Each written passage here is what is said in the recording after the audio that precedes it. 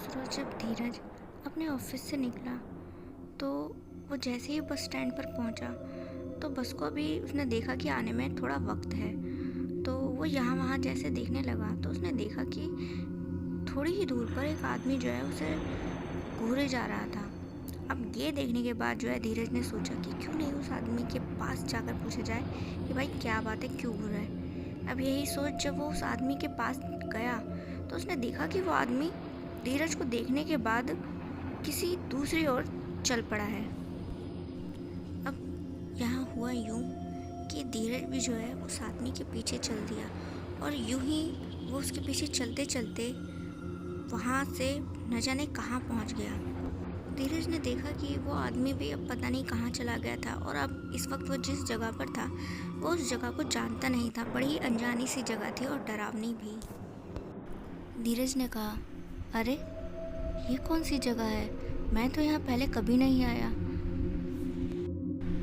तभी धीरज ने देखा कि जिस आदमी का पीछा करते हुए वो उस वक्त उस जगह पर आया था, वो जो आदमी है वो उससे कुछ दूरी पर खड़ा था। तो धीरज जो है उस आदमी के पास गया और बोला, ओ भाई तू कौन है, और तेरी वजह से देख मैं यहाँ आ गया हूँ और मुझे तो यहाँ से निकलने का रास्ता भी नहीं पता, मैं यहाँ पे अनजान हूँ। इस पर उस आदमी ने कहा, अगर यहाँ से बाहर निकलना है तो तुम्हें जो मैं कहता हूँ वही करना होगा, नहीं तो तुम हमेशा हमेशा के लिए यहाँ पर फंस कर रह जाओगे।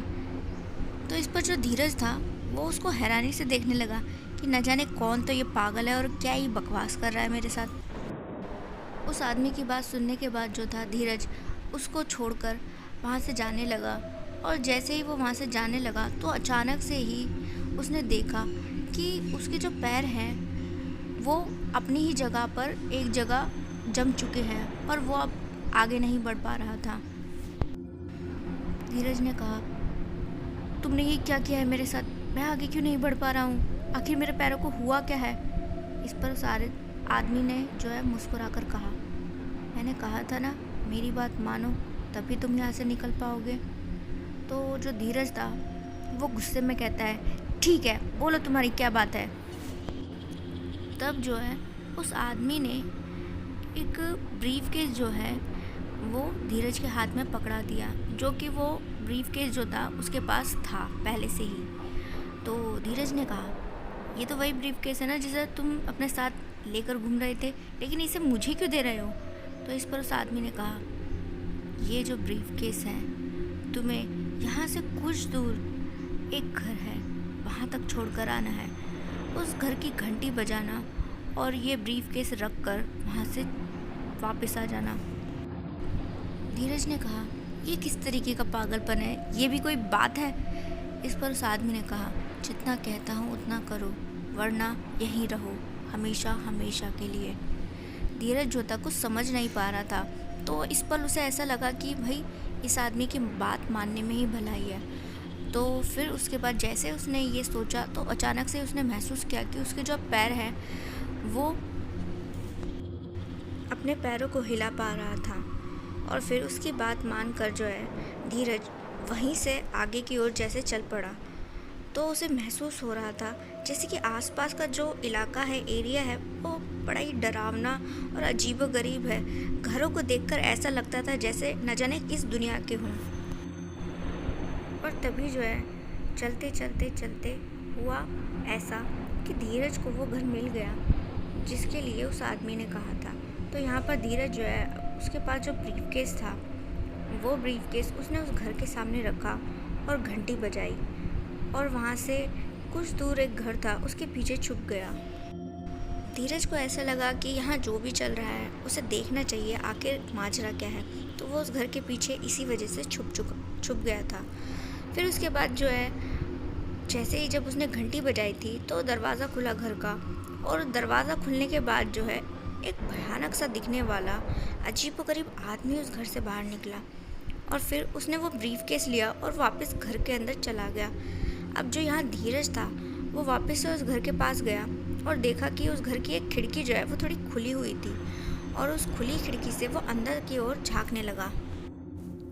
और फिर जो है धीरज ने देखा कि वो जो मोटा सा भयानक सा आदमी था उसने ब्रीफकेस को लिया और जैसे ही उसने खोला तो देखा कि उसके अंदर किसी की खोपड़ी थी जो कि अभी बात कर रही थी। ये देखने के बाद धीरज थोड़ा घबरा गया और उसे लगा कि भाई अब यहाँ से निकल पड़ना चाहिए। तो जैसे ही धीरज अपने कदमों को मोड़ता है तो उसने देखा कि सामने वही मोटा सा आदमी खड़ा था। तो उसे देखकर जो है धीरज घबरा गया। वो मोटा सा आदमी ने जो है धीरज का हाथ पकड़ लिया और उसे ज़बरदस्ती अपने घर के अंदर लेकर पहुंचा और बोला, आज तो तुझी से मैं अपनी भूख मिटाऊंगा, तुझे खाकर बड़ा ही मज़ा आएगा, बड़े दिन हुए तुझ जैसे इंसान को खाओ। तो धीरज जो था वो हाथ जोड़कर उस आदमी से कहने लगा, देखो तुम जो भी हो मुझे छोड़ दो, पीछे मेरा परिवार है, अगर मुझे कुछ हो गया तो उन बेचारों को कौन पालेगा। लेकिन भला वो मोटा आदमी क्यों मानने वाला था धीरज की बात। तो वो जैसे ही उसे पकड़कर खाने की कोशिश करने लगा तो धीरज ने उसे एकदम से ही धक्का दिया और उस धक्के से जो है वो आदमी बैलेंस खोकर नीचे गिर पड़ा। अब यहाँ पर धीरज के पास मौका था कि वो उस घर से बचकर भाग निकले, तो धीरज ने किया भी यही। तो जैसे वो दौड़ा तो उसने पाया कि वो मोटा आदमी उसके पीछे भाग रहा था, लेकिन क्योंकि वो आदमी थोड़ा मोटा था तो उसको भागने में थोड़ी तकलीफ़ हो रही थी और वो आदमी जो था बड़ा ही भयानक और डरावना सा दिख रहा था, जिसे देखकर धीरज की जो हौसले थे वो थोड़े कम हो रहे थे।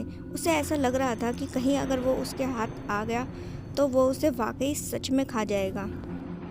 लेकिन शायद धीरज पर भगवान की कृपा थी। उस रोज़ जो है वो वहाँ से बचकर निकल गया और फिर दोबारा जो है कभी भी उसने उस आदमी को बस स्टैंड पर नहीं देखा।